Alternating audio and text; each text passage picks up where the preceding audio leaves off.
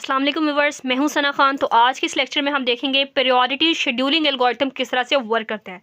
Priority scheduling algorithm में ये होता है कि जिसकी जो भी प्रोसेस है, किसी भी प्रोसेस जिसकी प्रायोरिटी सबसे ज़्यादा हाई है, मतलब हाईएस्ट प्रायोरिटी वाला जो प्रोसेस होता है वो सबसे पहले एग्जीक्यूट होगा, उससे कम प्रायोरिटी वाला उसके बाद, उससे कम वाला उससे बाद। मतलब वो प्रोसेस जिसकी प्रायोरिटी सबसे ज़्यादा हाई है, सीपीयू सबसे पहले उसको एग्जीक्यूट करेगा। और आज हम प्रायोरिटी शेड्यूलिंग एल्गोरिथम में नॉन प्रीएम्प्टिव पढ़े हैं, मतलब जिसमें नॉन प्रीएम्प्शन है। नॉन प्रीएम्प्शन का मतलब ये है कि सीपीयू जब एक प्रोसेस को पकड़ लेता है, जब तक उसको कंप्लीटली एग्जीक्यूट नहीं करेगा वो दूसरा प्रोसेस नहीं पकड़ सकता। This is called the non preemption. आज हम प्रायोरिटी शेड्यूलिंग एल्गोरिथम में नॉन प्रीएम्प्शन को पढ़ेंगे। हियर इज द क्वेश्चन इस तरह से आपको दिया जा सकता है, जहाँ पे डिफरेंट प्रोसेसेस हैं। यहाँ पे P1, P2, P3, P4 and P5 5 processes हैं। उनका बर्स्ट टाइम भी दिया हुआ है और उनकी प्रायोरिटी भी दी हुई है। अब प्रायोरिटी शेड्यूलिंग एल्गोरिथम में ये जो प्रायोरिटी है ये इंपॉर्टेंट है, क्योंकि इस प्रायोरिटी की बेस पर ही हम ये डिसाइड करते हैं कि कौन सा प्रोसेस हमारा सीपीयू में जाएगा, पहले जाएगा, और कौन सा उसके बाद, और कौन सा आखिर में जाएगा। तो इसमें ये प्रायोरिटी बहुत इंपॉर्टेंट है। लेट्स सपोज कि इस नॉन प्रीएम्प्शन के इस प्रायोरिटी शेड्यूलिंग एल्गोरिथम का जो अराइवल टाइम है, क्या कि अराइवल टाइम जो है लेट्स सपोज वो 0 है। लेट्स सपोज सबका अराइवल टाइम 0 है। मतलब ये कि P1 मेमोरी पे 0 टाइम पे आया, P2 भी 0 टाइम पे आया, P3 भी मेमोरी में 0 टाइम पे आया, P4 भी, P5 भी। मतलब मेमोरी में सारे के सारे प्रोसेस एक ही टाइम पे शुरू में ही पड़े हुए हैं। ठीक है, मेमोरी में सारे के सारे प्रोसेसेस पड़े हुए हैं एक ही टाइम पे। अब हमने देखना है कि सीपीयू पहले किसको पकड़ेगा और बाद में किसको एग्जीक्यूट करेगा। ओके, मैंने आपको बताया कि प्रायोरिटी इंपॉर्टेंट है। प्रायोरिटी की बेस पे होगा कि जिसकी प्रायोरिटी, जिस प्रोसेस की भी प्रायोरिटी सबसे ज़्यादा हाई होगी, मतलब हाईएस्ट प्रायोरिटी वाला कोई भी प्रोसेस है वो सबसे पहले एग्जीक्यूट होगा। उससे कम जिसकी प्रायोरिटी है वो उसके बाद एग्जीक्यूट होगा। जी ये तो आपको पता चल गया, बट प्रायोरिटी हाई किसकी है ये कैसे पता चलेगा? ये बहुत ही इंपॉर्टेंट है, बहुत गौर से सुनिएगा। उस प्रोसेस की प्रायोरिटी सबसे ज़्यादा हाई होती है जिसमें आपको सबसे कम वैल्यू नज़र आ रही होती है। अब देखें 3, 1, 3, 4, 2, सबसे कम वैल्यू किसकी है? 1। इसका मतलब है इसकी प्रायोरिटी सबसे हाईएस्ट है। मतलब ये 1th प्रायोरिटी, फर्स्ट प्रायोरिटी इसकी है, सेकंड प्रायोरिटी इसकी है, थर्ड इसकी है, इसकी भी थर्ड है, इसकी 4th प्रायोरिटी है। ठीक है, प्रायोरिटी हाईएस्ट होने का मतलब ये है कि जितनी कम वैल्यू है उतनी प्रायोरिटी हाईएस्ट है। ठीक है, इसका मतलब है सबसे पहली प्रायोरिटी, सबसे ज़्यादा प्रायोरिटी, मतलब सबसे फर्स्ट प्रायोरिटी किसकी है? P2 की।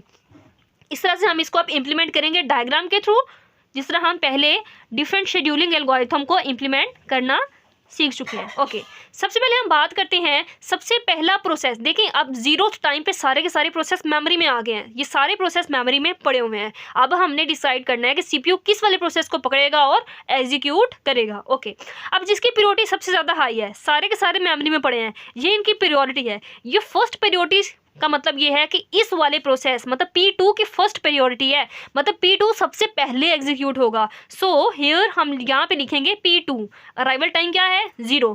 P2 सबसे पहले एग्जीक्यूट होगा क्योंकि इसकी प्रायोरिटी क्या है? फर्स्ट, सबसे पहली। ओके, अब इसका बर्स्ट टाइम का मतलब है वो कितना टाइम लेगा एग्जीक्यूशन में, सीपीयू कितना टाइम लेगा किसी भी प्रोसेस को एग्जीक्यूट करने में। तो कहाँ तक वो करेगा, मतलब बर्स्ट टाइम क्या है? 1। तो मतलब 0 से लेकर कहाँ तक? 1 तक, बस। ओके, अब उसके बाद देखें ये वाली हमारी हो गई, यहाँ पे मैं लगा देती हूँ लाइन। ओके, अब हम बात करते हैं हमारे पास जो प्रायोरिटीज़ बची हैं 3, 3, 4, 2, इन सब में से सबसे हाईएस्ट प्रायोरिटी कौन सी है? मतलब अब देखिए ना, फर्स्ट प्रायोरिटी है नहीं अब। ठीक है, अब फर्स्ट के बाद क्या आता है? सेकंड। अब सेकंड ये प्रायोरिटी है तो ये सबसे ज़्यादा हाईएस्ट प्रायोरिटी है। सो मैं यहाँ पर लिखूँगी P5, क्योंकि P5 की सेकंड प्रायोरिटी है। P5 आया हमारे पास। ठीक है, अब इस P5 का जो बर्स्ट टाइम है वो कितना है? 5। कितना है? 5। इसका मतलब है इसका बर्स्ट टाइम 5 है, यानी 1 में मैंने 5 ऐड किए तो देन आई विल गेट 6। 1 में 5 ऐड किए देन आई विल गेट 6। ओके, अब इसका मतलब है ये P5 भी मेरे पास एग्जीक्यूट हो चुका है। अब उसके बाद देखें मेरे पास ये 3 प्रायोरिटी है, ये 3 प्रायोरिटी है, ये 4 प्रायोरिटी है। इसमें से सबसे हाईएस्ट प्रायोरिटी किसकी है? इसकी प्रायोरिटी तो 4 है, इसका मतलब है ये प्रायोरिटी चौथे नंबर पे आएगी। उसके बाद देखें ये दोनों 3, 3 है। अब इसमें से हम कोई सा भी एक प्रोसेस उठा सकते हैं, इसकी भी प्रायोरिटी सेम है और इसकी भी प्रायोरिटी सेम है।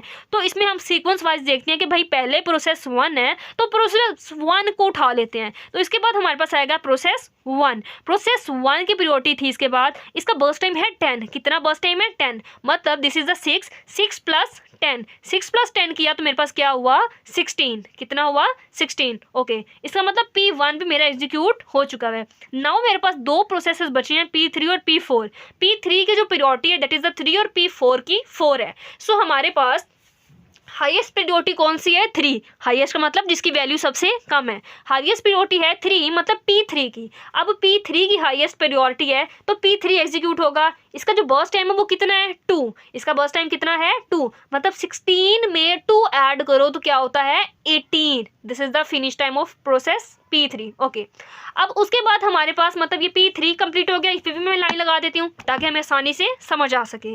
Now we are talking about the process P4। अब P4 की प्रायोरिटी ही बची है और ये आखिरी प्रोसेस है, तो इसको तो हमने एग्जीक्यूट करना ही करना है ऑटोमेटिकली। ओके, तो इसका बर्स्ट टाइम है 1। मतलब ये हम किस प्रोसेस की बात कर रहे हैं? P4। ये P4 ने कितना एग्जीक्यूट होना है? सिर्फ 1। इसका बर्स्ट टाइम क्या है? जस्ट 1। मतलब 18 प्लस 1, ये 1 18 में ऐड होगा, इट विल बिकम 19। तो ये हमारे पास डायग्राम आ गई। अब इस डायग्राम के अकॉर्डिंग हम देखते हैं कि भाई जो P2 था ना, इसका जो फिनिश टाइम है 1 है, P5 का फिनिश टाइम 6 है, P1 का 16 है, P3 का 18 है, P4 का 19 है। ये सबके फिनिश टाइम है। अब इस डायग्राम के अकॉर्डिंग हम क्या करेंगे? यहाँ पर एक टेबल इंप्लीमेंट करेंगे और उस टेबल में हम बेसिकली ये देखते होते हैं कि फिनिश टाइम कैसे निकालते हैं और वेटिंग टाइम कैसे निकालते हैं। सो हम स्टार्ट करते हैं कि प्रोसेस ये P1, P2, P3, P4 हमें गिवन थे, बर्स्ट टाइम भी हमें गिवन था। ओके, अब हमने निकालना है फिनिश टाइम और वेटिंग टाइम। फिनिश टाइम अभी हमने इस डायग्राम से निकाला। देखिए P2 का हमने निकाला, फिनिश टाइम क्या है? 1। Here is the P2, finish time will be 1। P5 का हमने निकाला 6। Where is P5? This is P5, इसका क्या है? 6। ओके, देन P1 का हमारे पास फिनिश टाइम है 16 जो हमने निकाला, तो P1 ये है, इसका फिनिश टाइम यहाँ पे लिख दिया। उसके बाद P3 का फिनिश टाइम 18 है, ये P3 है, इसका फिनिश टाइम क्या है? 18। P4 का finish time 19, this is the P4, इसका फिनिश टाइम क्या है? 19। इस तरह से हम फिनिश टाइम निकाल सकते हैं। फिनिश टाइम का मतलब ये है कि प्रोसेस कब एग्जीक्यूट होता है, किस टाइम पे, किस पॉइंट ऑफ टाइम पे एग्जीक्यूट होता है, that is called the finish time of that process. Okay, now we have to conclude the waiting time. अब हमने देखना है कि वेटिंग टाइम किस तरह से निकालते हैं। ओके, हमने अपने लास्ट लेक्चर में भी देखा कि वेटिंग टाइम का फॉर्मूला था, the formula is finish time minus burst time minus arrival time. तो यहाँ भी हमारे पास फिनिश टाइम भी है, बर्स्ट टाइम भी है, बस अराइवल टाइम नहीं है। लेकिन हमने आपको याद हो तो कि क्वेश्चन के स्टार्ट में हमने किया था कि आपने ये एज्यूम करना है कि अराइवल टाइम सबका क्या है? 0। अराइवल टाइम क्या है? 0। अगर आप यहाँ पे लिखना भी चाहते हैं तो लिख भी लें बेशक कि अराइवल टाइम सबका है 0। नहीं लिखना तो कोई इशू नहीं है। ओके, अब हमने इसको वेटिंग टाइम निकालना है, finish time minus burst time minus arrival time. This is the finish time, this is the burst time, this is the arrival time. Okay, 16 minus 10 minus 0, 16 minus 10 this will equal to 6। 6 में से 0 निकालें, 6। The waiting time of process 1 will be 6। Okay, next हमारे पास 1 minus 1 minus 0, एक में से 1 निकाला, 0, 0 में से 0, 0। ओके, नाउ 18 माइनस 2, 18 में से 2 निकाले, the answer will be the 16। 16 में से 0 निकाले, 16। 19 में से 1 निकाले, द आंसर विल बी 18। 18 में से 0 निकाले, 18। 6 में से 5 निकाले, 1। 1 में से 0 निकाले, 1। So here is the waiting time. अब द लास्ट हमारा जो कंसेप्ट है that is the average waiting time, जो कि हमने अपने लास्ट लेक्चर में देखा कि एवरेज वेटिंग टाइम कैसे निकालते हैं। This is our waiting time. इन सबको ऐड करेंगे, ऐड कैसे करेंगे? 6 plus 0 plus 16 plus 18 plus 1 divided by the number of processes 1 2 3 4 5 this one. इस तरह से हम निकाल सकते हैं आंसर। जो प्रोबेबिलिटी आएगा, जो आंसर आएगा दैट इज 8.2 आंसर आ रहा है। ठीक है, इसको कंफर्म कर लीजिएगा। मेथड आपका यही है। ठीक है, नंबर ऑफ प्रोसेसेस हमने उसको डिवाइड कर देना है। सो स्टूडेंट्स, आज के इस लेक्चर में हमने देखा कि पीरियोडिक शेड्यूलिंग एल्गोरिथम किस तरह से वर्क करता है नॉन प्रीएम्पशन में।